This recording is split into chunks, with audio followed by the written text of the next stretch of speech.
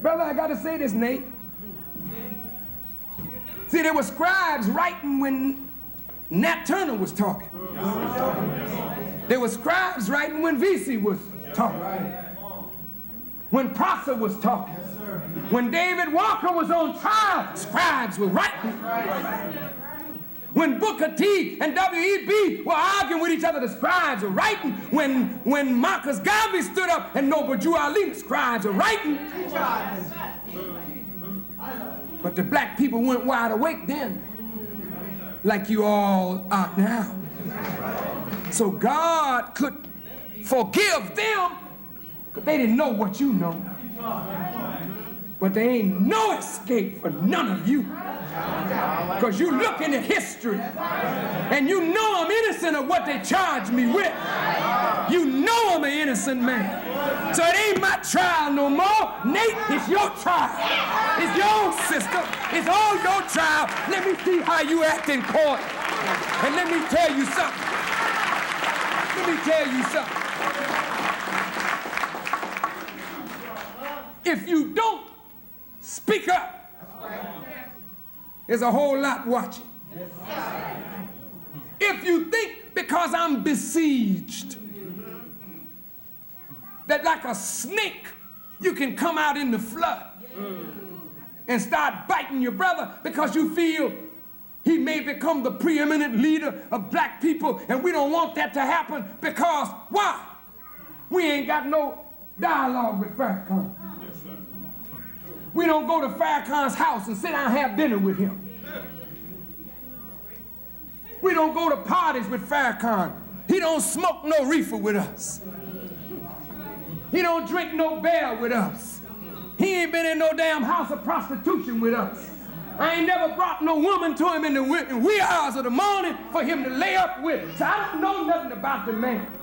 He ain't connected with me, so I don't want him to get no power because he's independent of all of us. Because he make his way in the world and he don't beg us for nothing.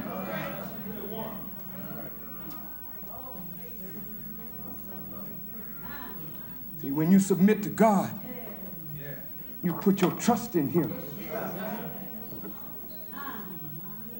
And you rely on him. And you put your confidence in him. So I conclude by saying, they said, Farrakhan, you ought to cool it. They say, Farrakhan, what you're saying is true,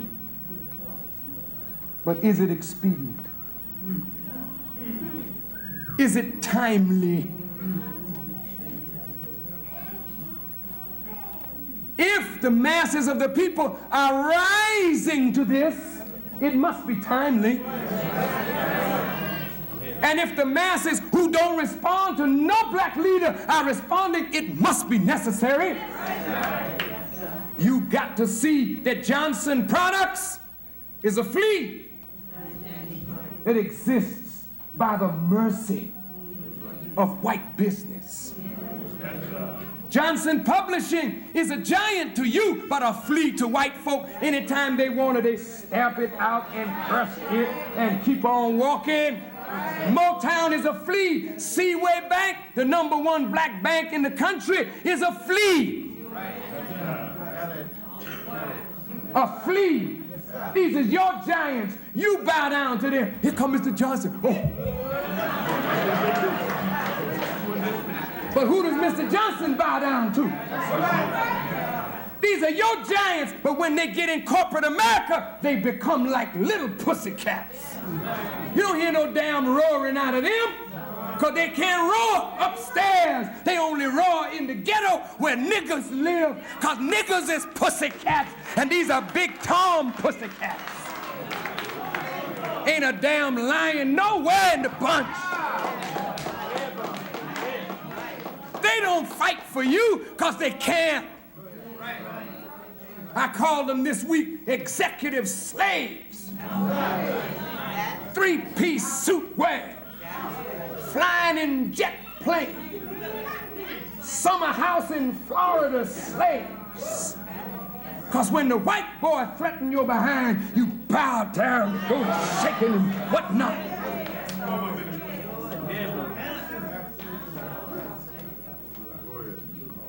And you know what they're there for? Mr. Johnson, Motown, Seaway, Independence, Carver, all black businesses exist at the mercy of whites to teach little blacks the lie that the system works. And as it worked for us, it will work for you. And these men are calculated to become big niggers. That's in their calculation. They have big nigger category. And they roll the dice and your name comes up. We're going to make you a big nigger. That's what they did overnight. They said, we're going to make the refrigerator. Overnight. Look, that's a big, wonderful brother, isn't he? But I feel sorry for the brother. Because when he don't make it, if he drops a ball in the end zone during the Super Bowl and they lose it, then they're going to eat refrigerator up. And then all this publicity that helped them to be the #1 talk of the nation, showing you that white boys can make you when they want to make you, break you when they want to break you, except you're made by God. They are hurt now because they allowed me to television. They are hurt now because they tried to break me so far they can't do it. And by the help of Allah, they won't. And so I say to you, it is better that I speak and let the pressure be put on Mr. Johnson and on other blacks so that you will not be deceived, thinking that there are any giants out here. The giant is white folks. Now, you know, I say this and got to go. There was a giant in the days of David. His name was Goliath. And the giant was so bad till all Israel shook and trembled because of the giant. But God impressed on David faith. Faith. Not logic. Faith. See, logic means you must be practical and pragmatic. Safe, yeah. Safe. Above all, safe. So if we dealt with logic, we wouldn't even start. Because logically, we can't do nothing against white folk. My brother told me yesterday that the Jew is 4 things. He's the ultimate in organization. He's powerful in terms of money and the ability to inflict pain. He's wicked and he's sick. He's all 4 of these things. So the subtle suggestion was, Farrakhan, you need to reassess what you're doing with a man that's the ultimate in organization, powerful, sick, and wicked. If he's all of that, he's the devil.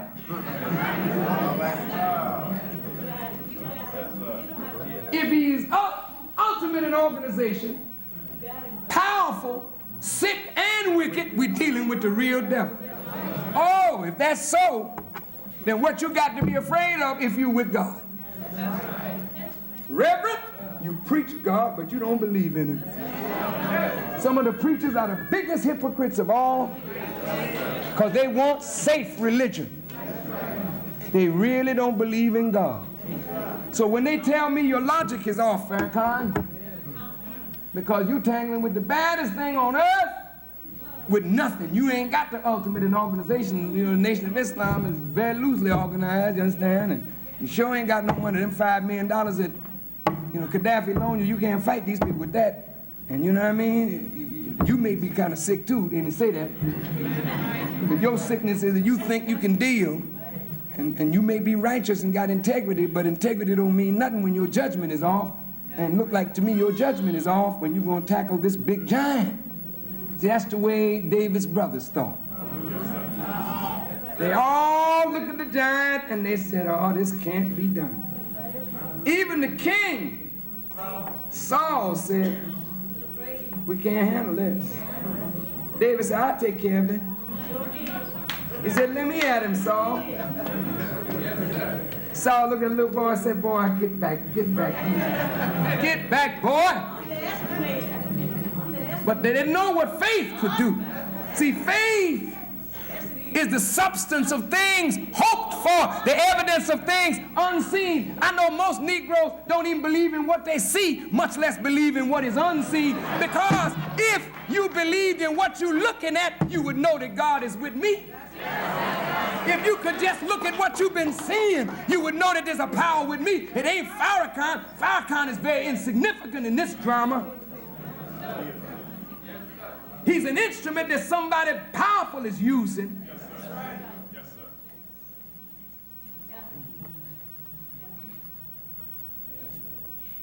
So David finally, Saul said, you think you can get him? And David said, yeah, I think I can get him. He said, well, try on my stuff. Here, look. Take my sword, David. Try on my armor. David tried it on. He said, no, this ain't going to work for me. Brothers tell me, you got to wear a gun. You got to buy you your piece, man. You got to load up and get ready. This thing is going to get hot. I said, I can't use that stuff. I just picked up 5 smooth stones from a brook, and my little slingshot. And I'm aiming for the head. Go ahead. That's right. And the head is the Jew. He's the head of this thing. And the thing that I'm fighting him with is these words. Bismillah ar-Rahman ar-Rahim. In the name of God, the beneficent, the merciful.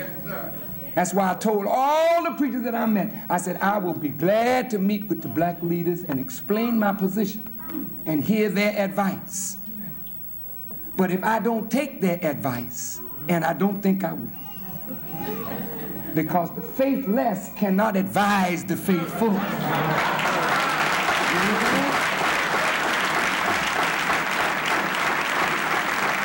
I say, you all stand to the side or fight me along with them. I'm prepared either way it goes. If the black leaders fight me, it's all right. You join with the enemy and fight me, you can do that too. But the masses are watching. And you will be made to pay a horrible price. Because these youngsters, they're different. These that are the gangbangers, they're terrible. See how easily they kill? They just don't know who to kill just yet. So they kill one another. But they got the spirit to kill. Oh yeah? They don't care nothing about mama or daddy. Grandmama, that's wrong. But that's your spirit. Well, I'm going on with this struggle. And I believe with all my heart that I'm going to be the winner in the name of God.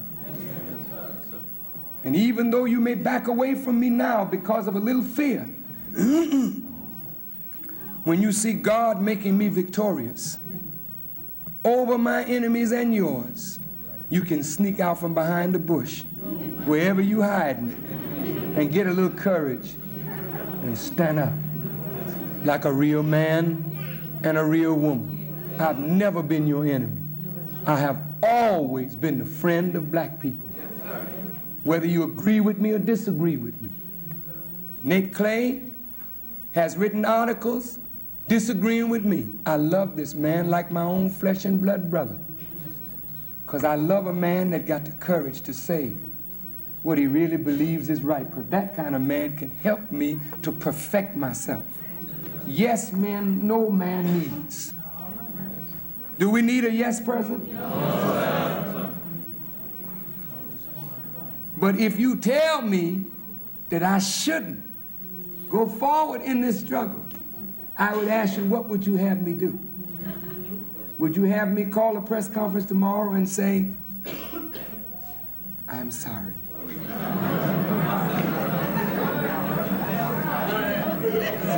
Forgive me. It was not a mistake of the heart. It was a mistake of the head. Would you want me to say that?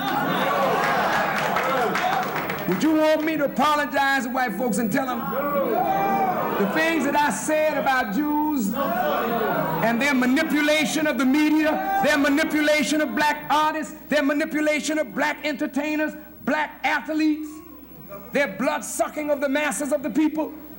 I was mistaken. Would you want me to capitulate like Henry Ford did and actually pay the Jews money for telling the truth on them? Would you want me to call a press conference? Would you stand with me in such press conference, Khaled? You wouldn't stand with me in a press conference like that. Would you stand with me in a press conference like that, son? No, sir. You heard what my son said? Say it again, son. No, sir. You wouldn't stand with me if I punked out? My son said, Daddy, you be a punk by yourself.